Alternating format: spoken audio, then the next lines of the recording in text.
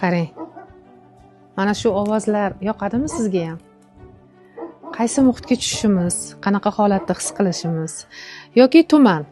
Tumanni yaxshiligi hech kimni ko'rmaymiz, ortiqcha chalg'imaymiz. Boshqa odamlarning muhitiga qarab turib, xulosa sifatida bir tahlil qilamiz o'zimizni. Qarang, ovozlarga e'tibor bering.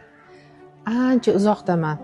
Shovqindan, mas'uliyatdan, muammolardan, bola, chaqa, qiy-chuv bir so'z bilan aytadigan bo'lsam, ancha xotirjamman.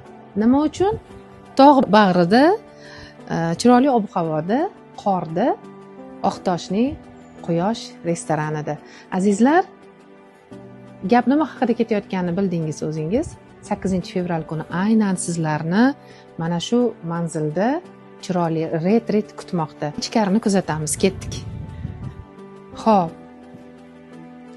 Bu joyda demak o'zimizni erkin his qilib, tasavvur qilaylik, sovuqdan tashqaridan kirib keldinglar. Qanaqa iliqlik bo'ladi, qanaqa emotsiya bo'ladi va bu joyda shunaqa bir erkinlikni his qilamiz.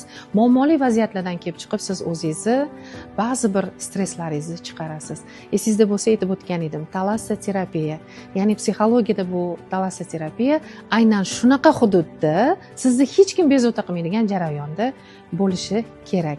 Azizlar, mana shu joylarni ba'zi birlari sizni joyingiz bo'lishi mumkin. Marhamat, joylarimiz chegaralangan. Ushbu ko'rsatilgan raqamlarga murojaat qiling, sizga to'liq ma'lumotlar beriladi.